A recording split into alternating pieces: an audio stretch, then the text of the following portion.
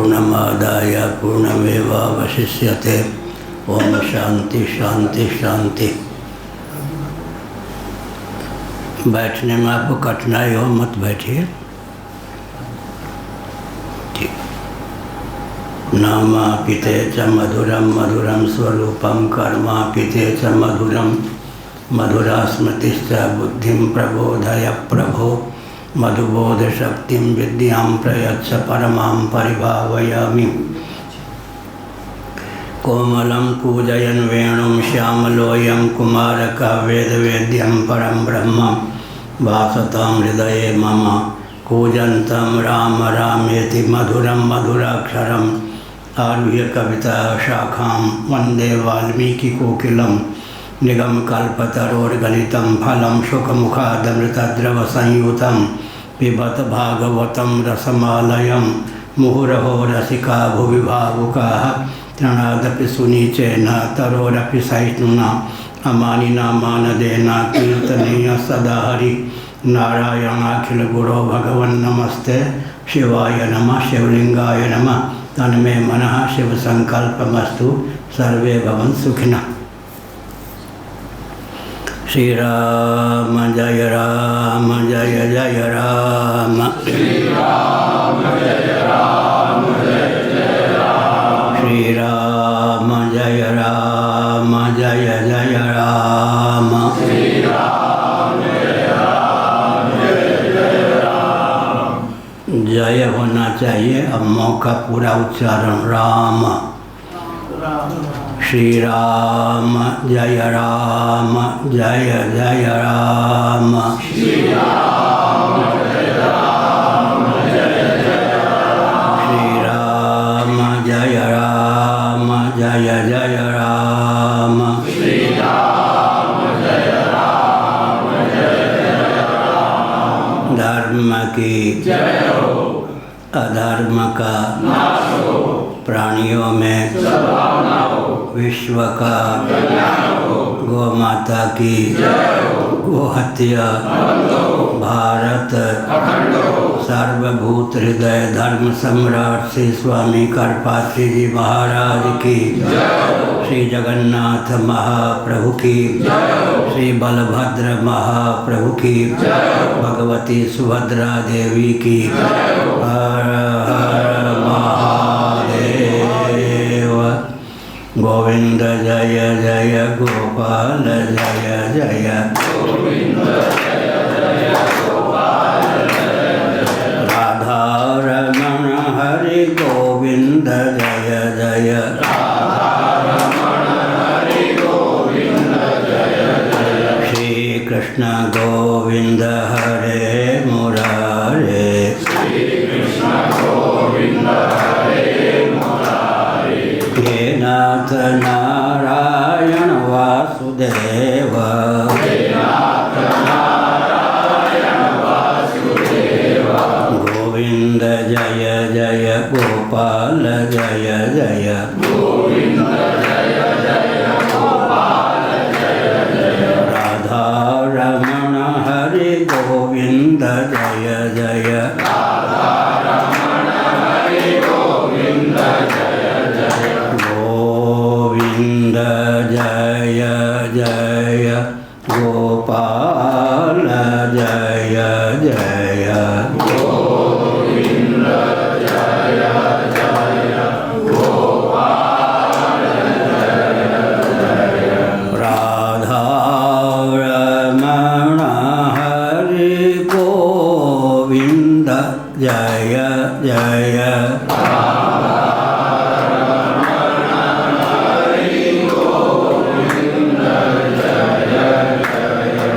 शिवराज विजय का सखी है नंद तनय आगच्छति। सखी है नंद तनय आगच्छति। मंदम मंदम मुरलीरणै। मंदम मंदम मुरलीरणै। समधिक सुखं प्रयच्छति। सखी है नंदतनय आगच्छति।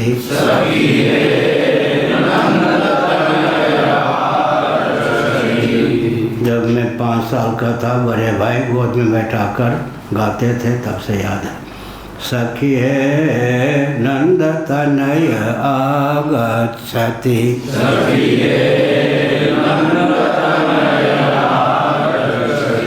मंदम मंदम मुरलीरणनैः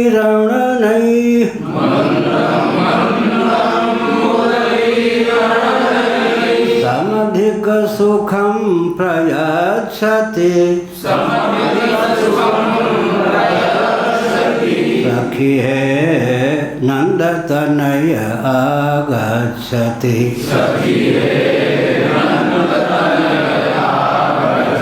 चाची ने सिखाया था, चाची जी ने, उनका नाम सुमित्रा देवी था। शिव शिव जपत मन आनंद,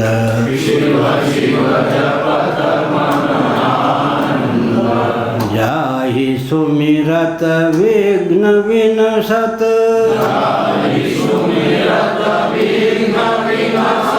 कटत यम के फंद, शिव शिव जपत मन आनंद।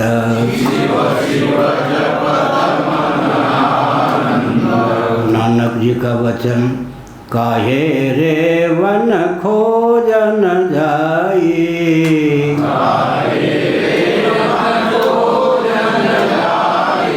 सदा अलेपा अलख निरंजन।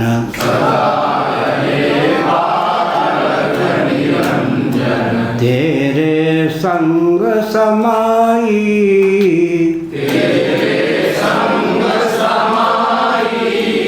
काहे रे वन खोजन जाई।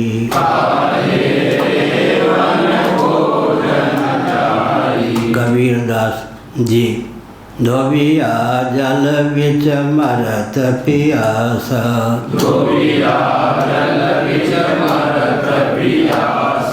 पानी में ठार पीवे नहीं मूरख,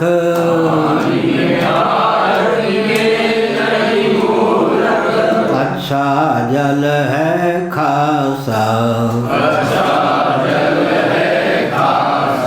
तुलसीदास जी, आनंद सिंधु मध्य तव वासा,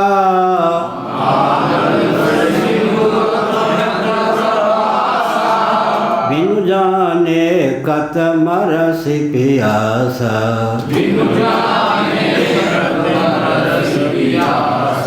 गोविंद जय जय गोपाल जय जय,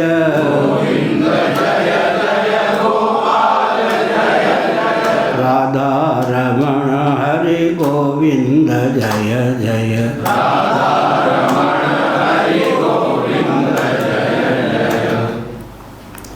श्रीमन् भगवतो भीक्ष्णमवतार कथामृतं, श्रद्दधानो यथा कालमुपशान्त जनामृतः। श्रीमद्भागवत 7:14-3।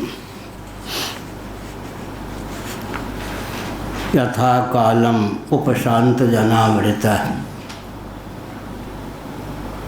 यथा काल, पूज्य गुरुदेव स्वामी करपाती जी महाराज के चरणों के समीप बैठा था काशी में। उन्होंने एकाएक प्रश्न कर दिया, क्यों हो ये मुसलमान 5 बार नमाज पढ़ते हैं, क्यों पढ़ते बताओ। मैंने कहा कि मैं क्या जानूं, मैं आपका बालक विद्यार्थी हूँ, आप ही बता दें कृपा करके। उन्होंने कहा, हमारे तुम्हारे पूर्वजों से, इनके पूर्वजों को 5 बार भगवान के स्मरण की प्रेरणा मिली होगी। हर सनातनी वैदिकार हिंदू को सूर्योदय के पूर्व ब्रह्म मुहूर्त में भगवान का भजन स्मरण करना ही चाहिए। सूर्योदय के समय करना चाहिए, मध्याह्न काल में करना चाहिए, सायंकाल में करना चाहिए, शयन के पूर्व करना चाहिए। 24 घंटे में 5 बार तो भगवान के लिए 15-15 मिनटों का समय अवश्य निकालना चाहिए। गाढ़ी नींद के अव्यवहित पूर्व क्षण में जब हम भजन करते हैं, भगवान का स्मरण करते हैं, तो मनोवैज्ञानिक धरातल पर वह भजन निद्रा के घर में प्रविष्ट हो जाता है।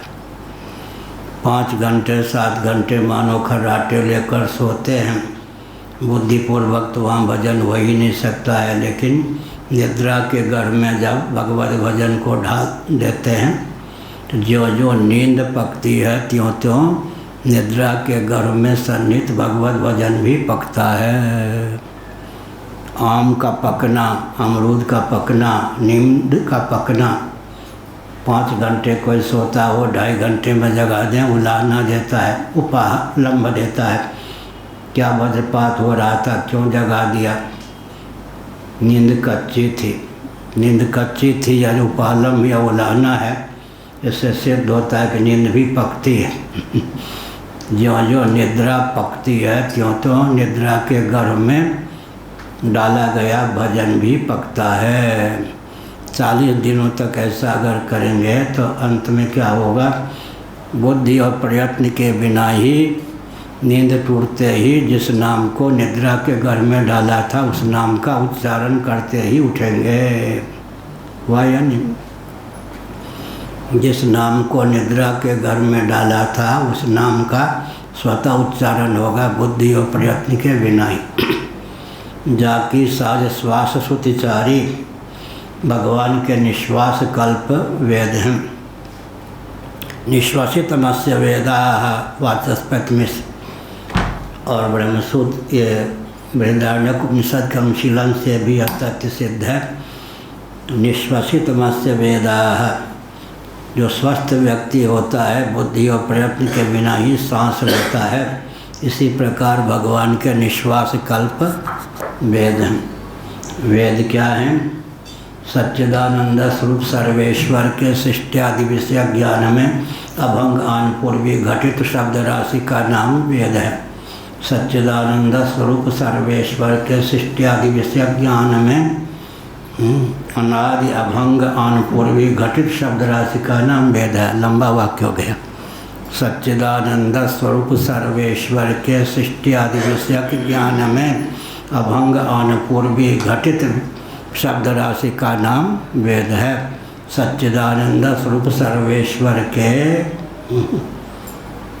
सच्चिदानंद स्वरूप सर्वेश्वर के निश्वास में सच्चिदानंद स्वरूप सर्वेश्वर के सृष्टि आदि विषय ज्ञान में अनादि अभंग आन पूर्वी घटित शब्द राशि का नाम वेद है। वेद को लेकर जितने विचार ग्रंथों में व्यक्त किए गए हैं प्रामाणिक आचार्यों के द्वारा, उन सब का अध्ययन करने पर एक वाक्य में उन तथ्यों को गुंफित किया गया है। सच्चिदानंद स्वरूप सर्वेश्वर के सृष्टि आदि विषयक ज्ञान में अनादि अभंग आन पूर्वी घटित शब्द राशि का नाम वेद है। ज्ञान में परिवर्तन नहीं होता, लेकिन आन पूर्वी में परिवर्तन हो जाए तो उसी का नाम पुराण होता है। ज्ञान में भी परिवर्तन नहीं और शब्द राशि में भी अक्षर क्रम में परिवर्तन नहीं, तो अभंग आन पूर्वी तब जो होता है वेद। इसलिए वेद अपौरुषेय हैं और पुराण पौरुषेय हैं, ऋषियों के द्वारा विरचित हैं। अभंग अनादि अभंग आन पूर्वी घटित गणानांत्वा, जिस अक्षर का क्रम है, जिसके बाद जो शब्द का क्रम है यथावत कल्प के बाद भी उसी की अभिव्यक्ति होती है। ऋषि लोग उसका दर्शन करते हैं। सृष्टि आदि विषयक माने उत्पत्ति स्थिति संहृति निग्रह अनुग्रह। शीतोपनिषद के अनुसार भगवान के 5 कृत्य हैं। उत्पत्ति स्थिति संहार 3 कृत्य प्रसिद्ध हैं। स्थिति में ही अनुग्रह का अंतर्भाव करना, संहृति में निग्रह का अंतर्भाव कर लें तो 5 कृत्य हो जाते हैं। शीतोपनिषद के अनुसार उत्पत्ति स्थिति संहार निग्रह अनुग्रह संज्ञक पंच कृत्य हैं। तो सच्चिदानंद स्वरूप सर्वेश्वर के सृष्टियादि विषयक विज्ञान में अनादि अभंग आनपूर्वी घटित शब्द राशि का नाम वेद है। वैयाकरणों का सिद्धांत है न सोस्ति प्रत्यय लोके या शब्दानुगमाधृते वाक्यपदीयम।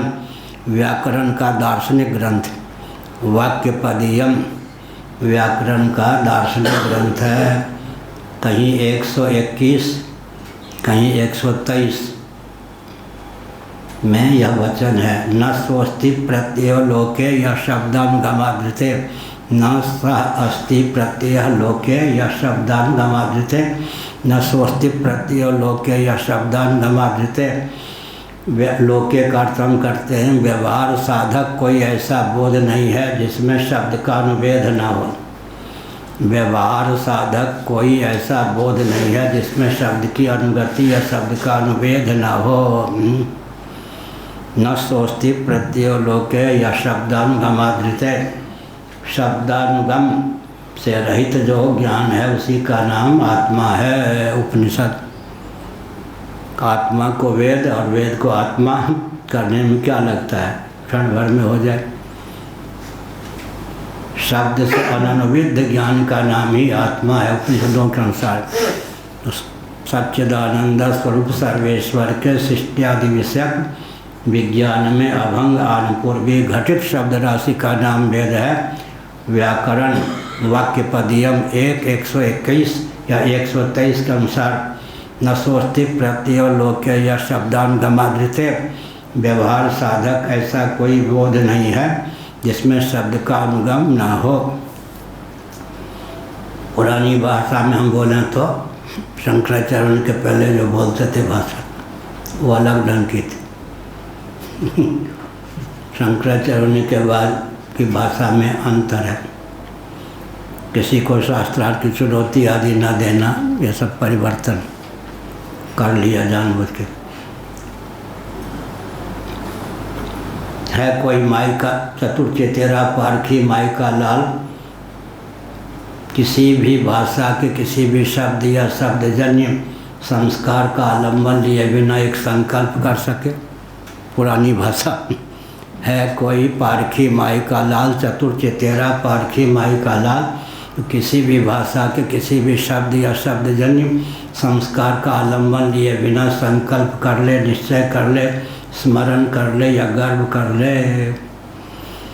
कोई कहे कि महाराज मेरा मन बहुत चंचल है, एक शर्त लगा लीजिए, जितना चाहो खुली छूट दो मन को, लेकिन शर्त क्या है, किसी भी भाषा के किसी भी शब्द या शब्दजन्य संस्कार का योग मत होने दो। कहो चैतन्य जी, संकल्प हो सकता है? किसी भी भाषा के किसी भी शब्द या शब्दजन्य संस्कार का आलम्बन लिए बिना संकल्प नहीं हो सकता, निश्चय नहीं हो सकता, गर्व या अहंकार नहीं हो सकता, स्मरण नहीं हो सकता।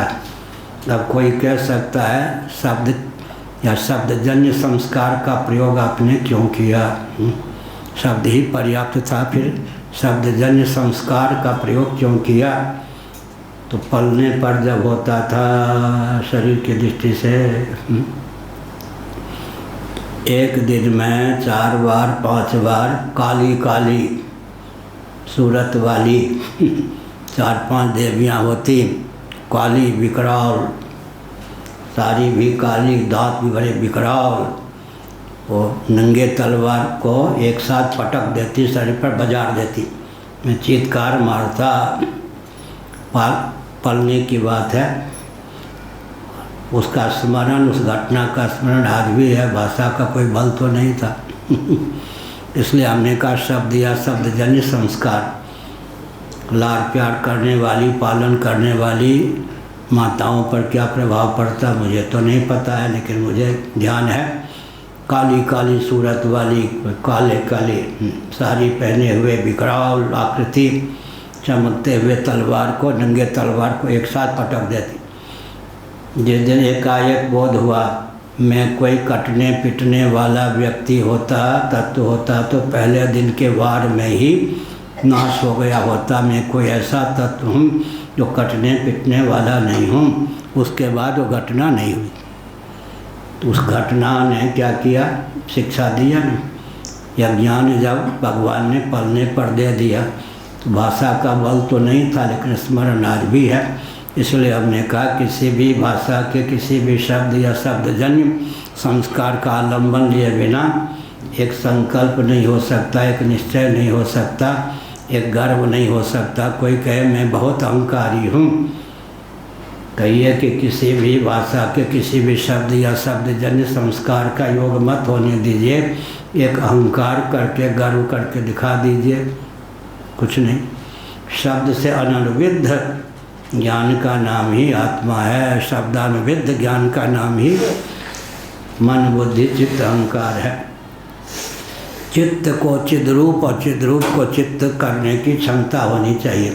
कहाँ से बोल रहे? योग वासिष्ठ त्रिपुरा रहस्य और भगवान शंकराचार्य का सदाचारानुपालनम नामक ग्रंथ है, उससे चित्तम चिदिति जानीयात तकार रहितम यदा तकारो विषयाध्यास जपा रागो यथा मानव।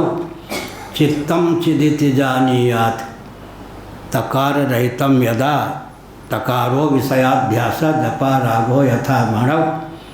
चित्तम चिदिति जानीयात कदा तकार रहितम यदा तकारो विषयाध्यास जपा रागो यथा मानव। ब्रह्मसूत्र शंकर भाष्य अध्यास पर, ब्रह्मसूत्र अध्यास भाष्य शंकर भाष्य, उसमें शंकराचार्य जी ने लिखा धर्मी का अध्यास हुए बिना धर्म का अध्यास नहीं होता।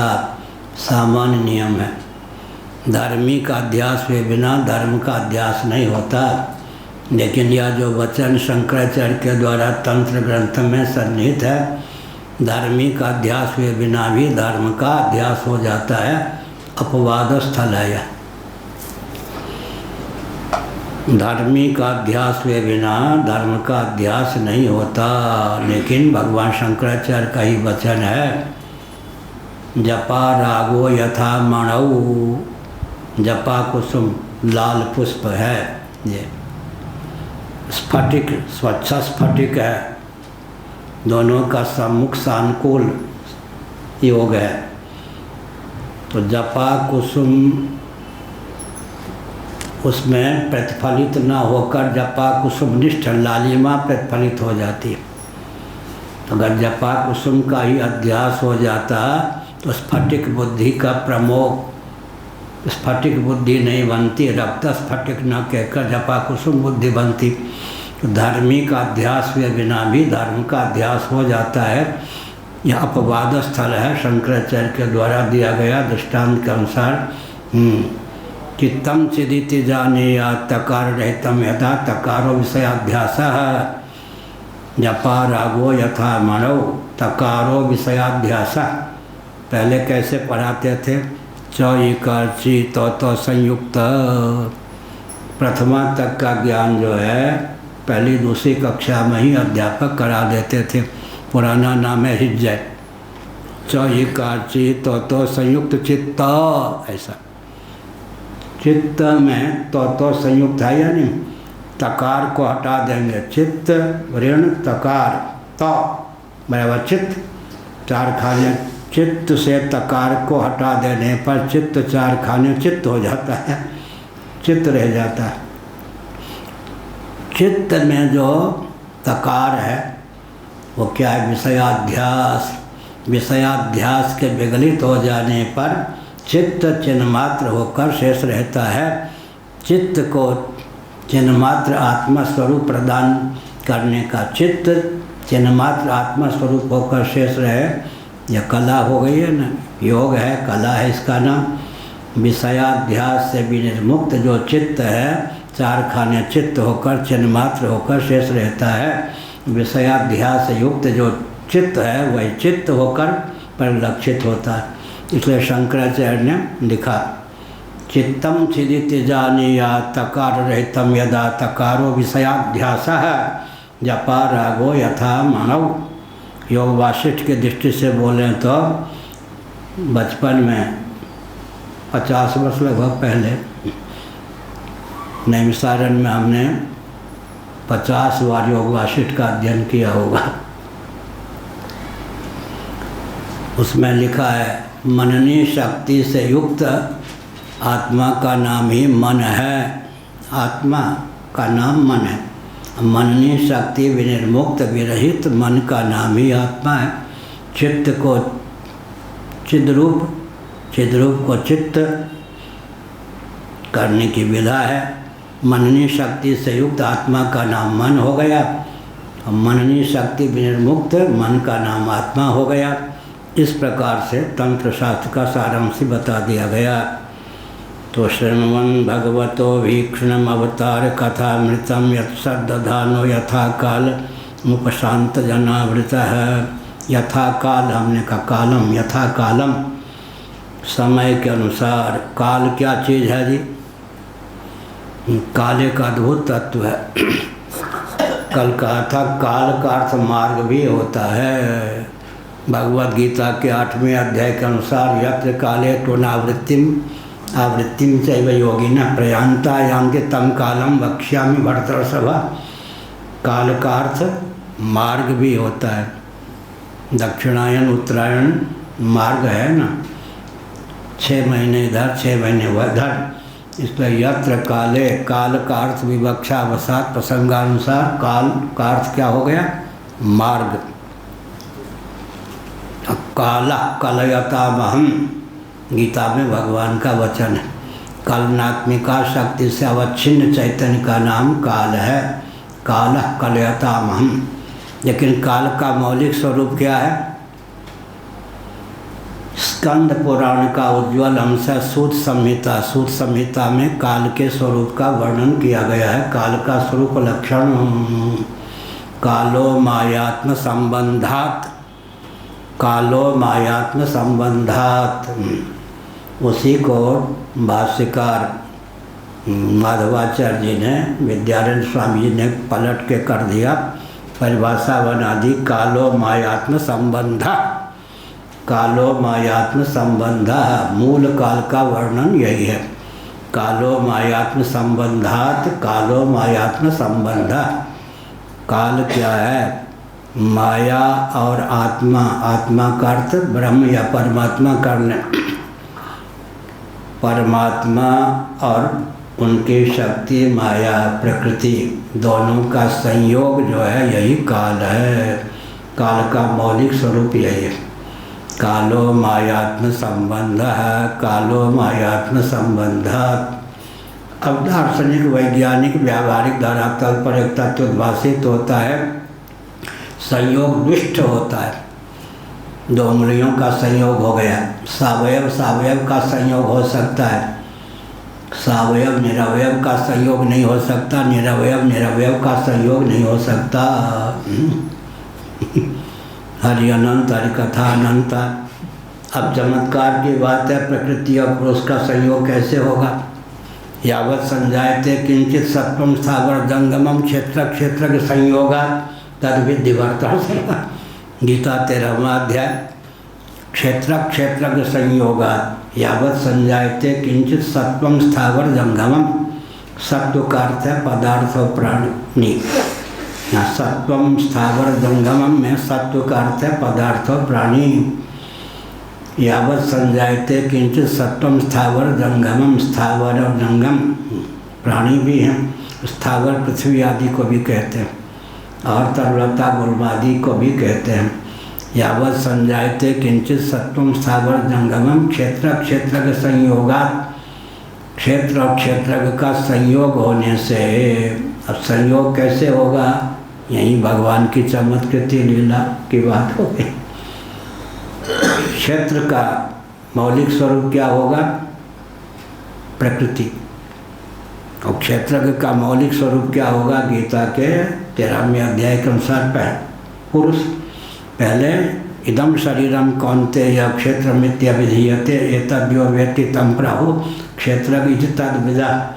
आगे चलकर क्षेत्र क्षेत्र को पलट दिया भगवान आरोह क्रम से। सत्य सैकुलता की क्रमिक अभिव्यक्ति। प्रकृति पुरुषं चैव विद्यनादि उभावपि विकारां च गुणं चैव विद्धि प्रकृति संभवान। जिसको क्षेत्र कहा था उसको ले गए प्रकृति पर, जिसको क्षेत्र का कहा था उसको ले गए पुरुष पर।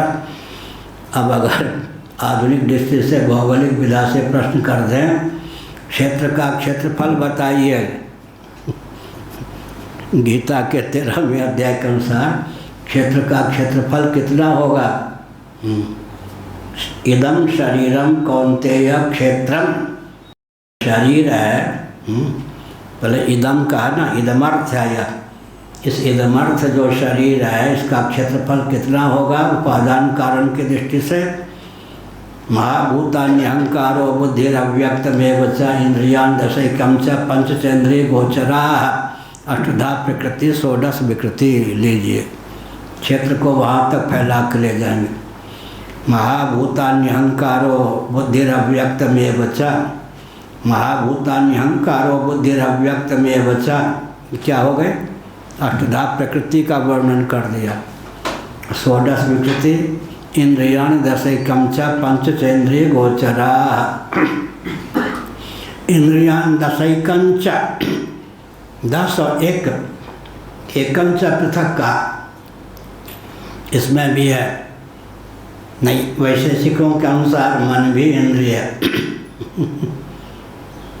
इसलिए इंद्रियान दशैकम, 10 और फिर एकम च कहकर वेदांत सिद्धांत को भगवान ने उद्भाषित किया। इंद्रिय शब्द भी प्रसिद्ध अर्थ में है और एक अप्रसिद्ध अर्थ में है।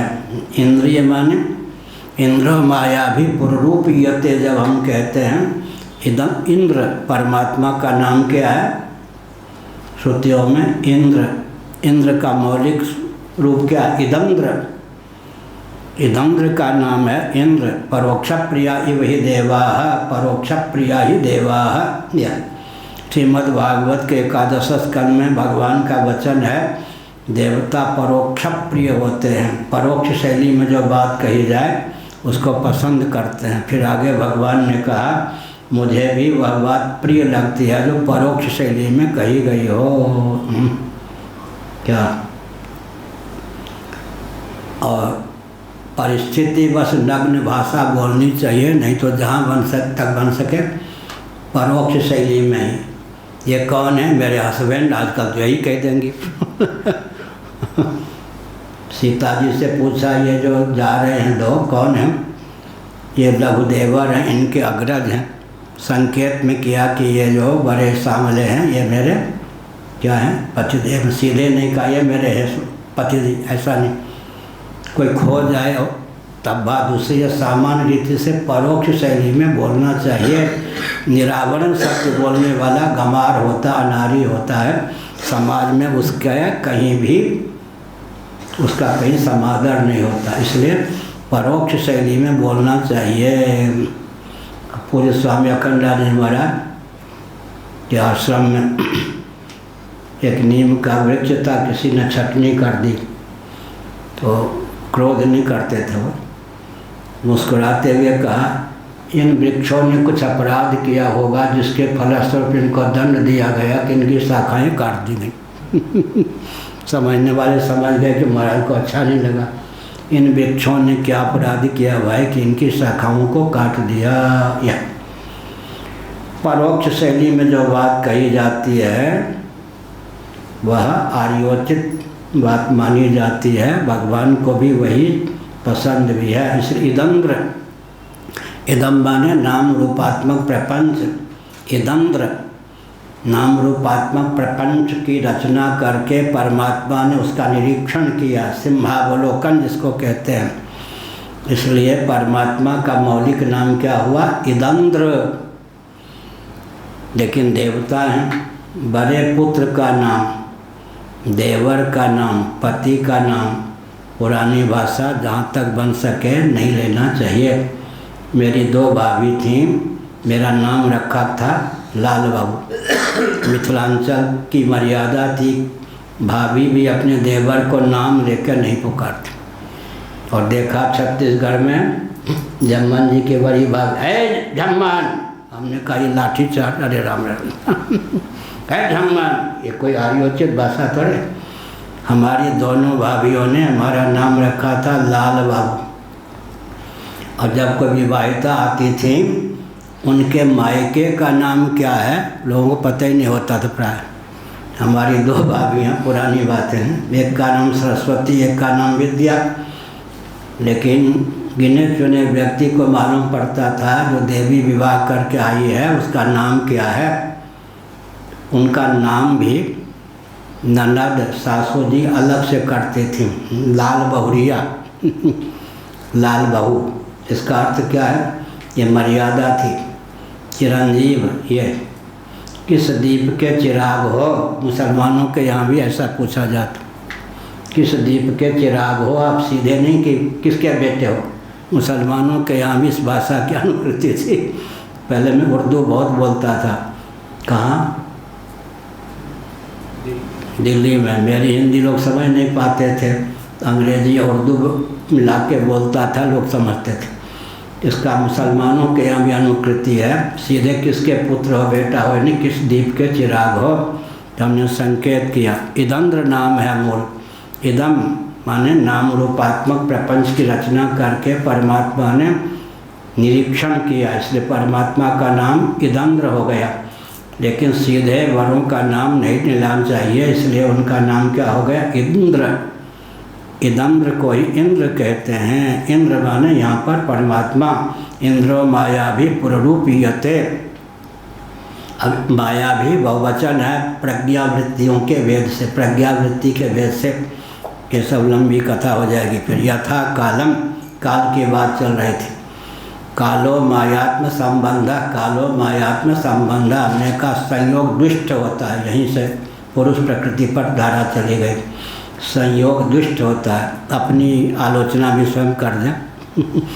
स्वामी वामदेव जी महाराज कहते थे, उनसे मैंने 2.5 वर्षों तक पढ़ा था, लेकिन वो कहते थे ये दंडी स्वामी जो बोलते हैं चक्कर आ जाता है बंदर के समान।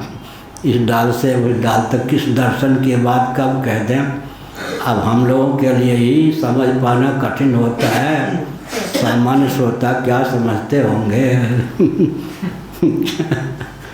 क्या इंद्रो माया भी इदंद्र, इंद्र, इंद्र परमात्मा का नाम है। काल, कालो मायात्म संबंधात, कालो मायात्म संबंधक संयोग दुष्ट होता है। विवक्षा वसात हम परमात्मा को भी काल कह सकते हैं। कालोस्मि लोक क्षयकृत प्रवृद्धा ऋतेपि त्वां न भविष्यन्ति सर्वे, ये सर्वे ये वस्थिता प्रत्यनिकेषु योद्धा। बढ़िया। अर्जुन, कालोस्मि मेरा अभी स्वरूप है काल, मैं संभार किए बिना नहीं रहूँगा। अगर तुम निमित्त बनने में भी कदराओगे तो भी संभार होगा ही। कितना भी कदराने का मत, दूर हटने का प्रयास करो, भीषण संभार में प्रकृति ने, तुम्हारे प्रारब्ध ने, हम स्वयं ने तुमको निमित्त बना रखा है। इसलिए हम भी बहुत संयत होकर बोलते हैं। स्वामी जी और निकेत जी को पता है भविष्य में बहुत कुछ होगा, लेकिन हम कोई ऐसी वाणी का प्रयोग नहीं करते जो मार काट की बात हो। बहुत संयत होकर संभाल के रहते हैं। भविष्य में तो विप्लव होगा विश्व स्तर का, अधिक भविष्यवाणी ठीक नहीं। तो काल माने कालो मायात्म संबंधात, माया और आत्मा के संबंध से काल की निष्पत्ति होती है। इसलिए विवक्षा वसात माया को भी काल कह सकते हैं। परमात्मा या ब्रह्म या आत्मा को भी काल कह सकते हैं, क्योंकि संयोग दुष्ट होता है। ऐसा संयोग होगा तो इस उंगली पर भी लक्षण जाएगा, उस उंगली पर भी, दोनों के संयोग पर भी।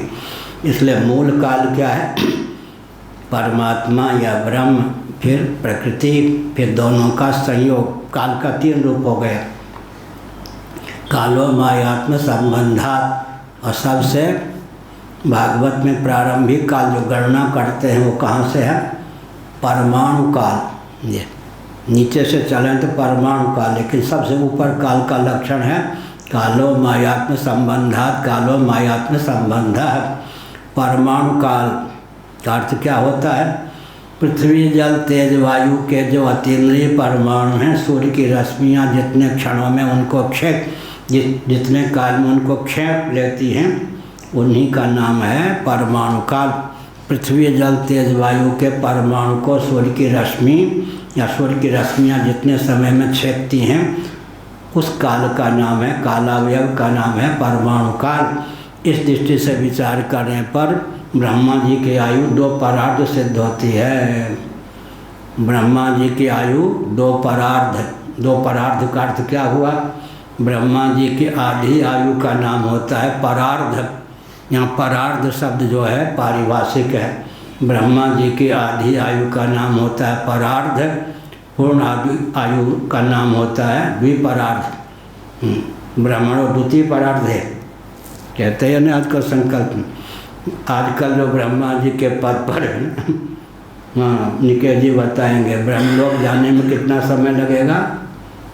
यान को अभी तीव्र से ना कितना सत्यलोक आदमी ढंग से, हाँ आदमी ढंग से तो प्रकाश की जो गति है, उस दिन वैज्ञानिकों का विषय था, रहे थे कि हाँ प्रकाश की गति से अगर जाएंगे तो 14 लाख वर्ष।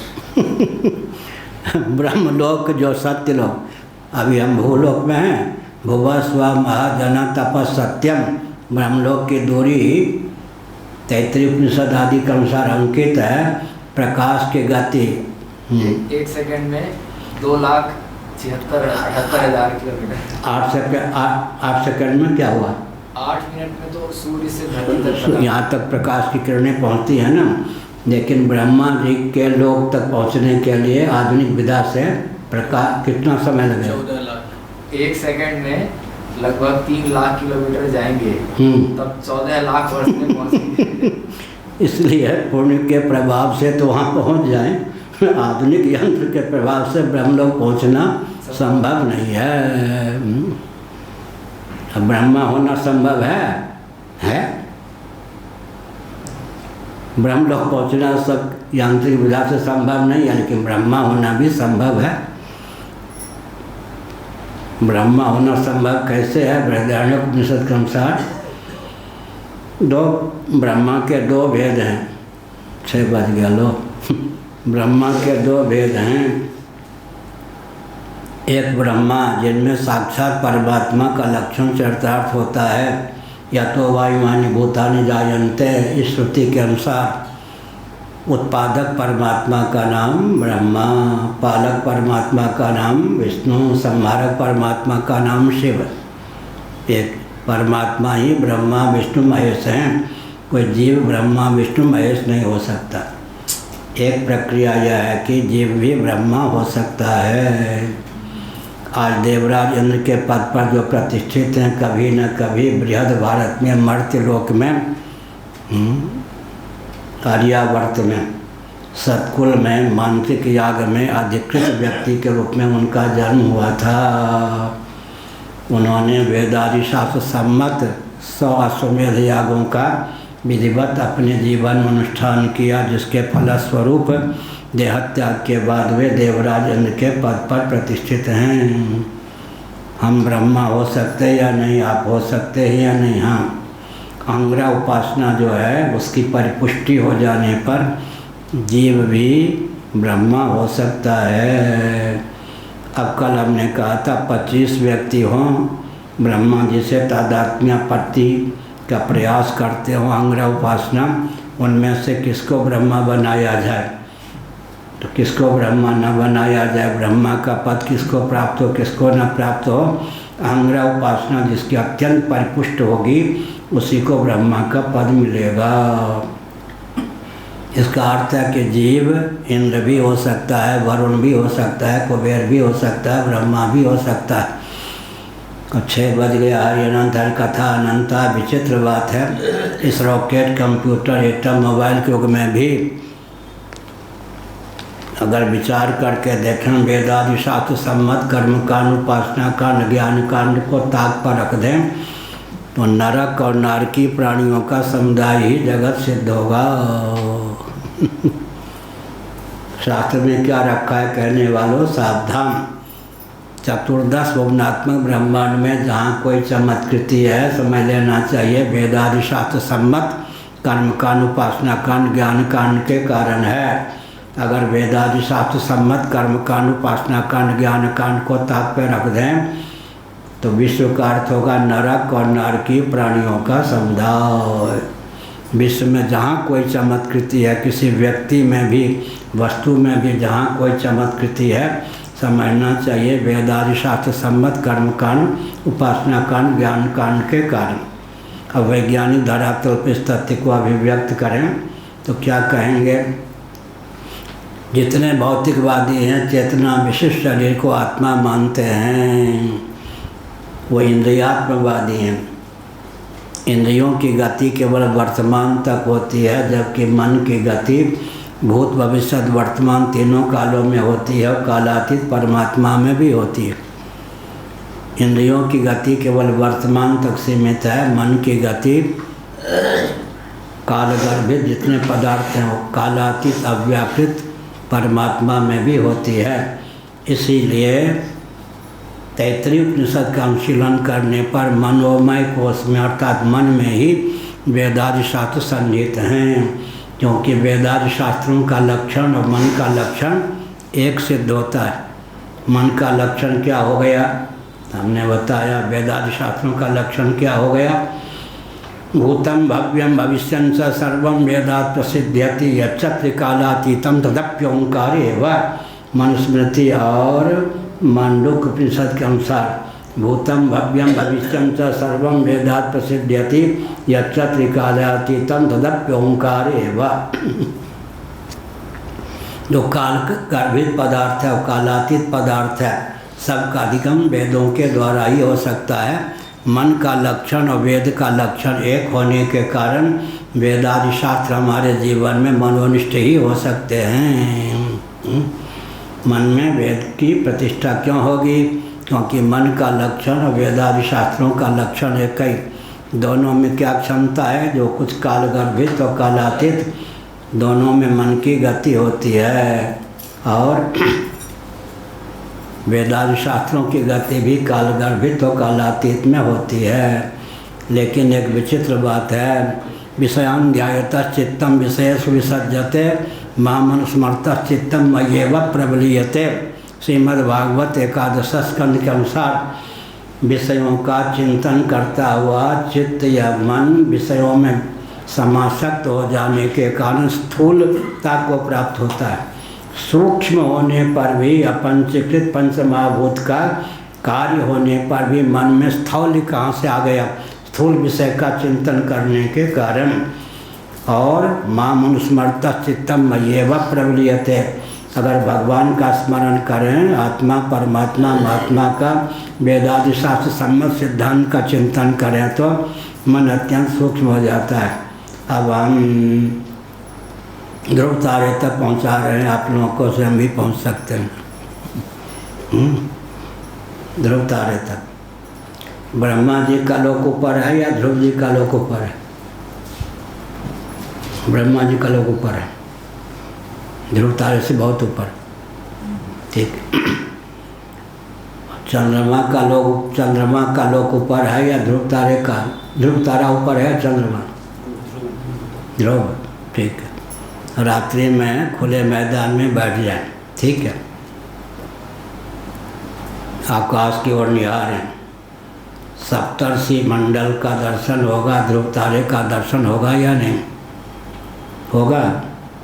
ध्रुव तारे तक पहुंचकर दर्शन हुआ या ध्रुव तारा हम तक पहुंचा या बीच में दोनों का मिलन हो गया? हाँ कहो। हाँ कौन बोल रहे? ध्रुव तारे तक हम पहुँचे। कौन बोल रहे? क्या कह रहे हैं? ध्रुव तारे तक हम पहुँचेंगे, ऐसा पहुँचेंगे या पहुँच जाते हैं? फिर लौटने में कितना समय लगता है? प्रश्न उठता है, ध्रुव तारे का जब दर्शन होता है ध्रुव तारा हम तक पहुँचता है या हम ध्रुव तारे तक पहुँचते हैं? अगर ध्रुव तारा हम पहुँचते हैं तो कैसे सिद्ध करेंगे? चक्षुर्जन्या मनोवृत्ति ध्रुव लोक तक पहुँचकर ध्रुवाकार होती है, और जहाँ मनोवृत्ति होती है उसमें सन्निहित चिदाभास होता है। आत्म तत्व व्यापक होने के कारण भी ध्रुवलोक में अधिष्ठान स्वरूप है। साधिष्ठान साभास मनोवृत्ति के माध्यम से ध्रुव तारे तक पहुँचने में कितना क्षण लगता है लेकिन यांत्रिक विधा से ध्रुव तारे तक पहुँच पाना असंभव है। लेकिन परंतु खुले आकाश में बैठ करके जब ध्रुव तारे का दर्शन करते, मनोराज्य में ध्रुव तारा का दर्शन होगा वो अलग है, स्वप्न में ध्रुव तारे का दर्शन अलग है, लेकिन खुले आकाश में बैठ करके ध्रुव तारे का जब दर्शन होता है तो बिना वहाँ पहुँचे संभव ही नहीं है। तो दिखते तो यहाँ हैं, पहुँचते वहाँ कैसे हैं? चक्षुर्जन्या मनोवृत्ति, चक्षुर्जन्या चिदाभास गर्भित मनोवृत्ति, पूरा वाक्य होगा। चक्षुर्जन्या चिदाभास गर्भित मनोवृत्ति ध्रुवाकार होती है। ध्रुवलोक में पहुँच करके तब हमको ध्रुव तारे का दर्शन होता है। तो हो गया या नहीं? चक्षुर्जन्या मनोवृत्ति कौन सी? चक्षुर्जन्या साभास मनोवृत्ति ध्रुवाकार होती है। ध्रुवलोक में पहुँच करके तब जा कर के चिदाभास के रूप में वहाँ हम पहुँच जाते हैं, और चित सामान्य तो वहाँ पहले से ही विद्यमान है। चलो सब ध्रुवलोक में रहें। हर हर महादेव। श्रीमद् जगत गुरु शंकराचार्य भगवान की जय। सत्य सनातन धर्म की जय। धर्म की जय।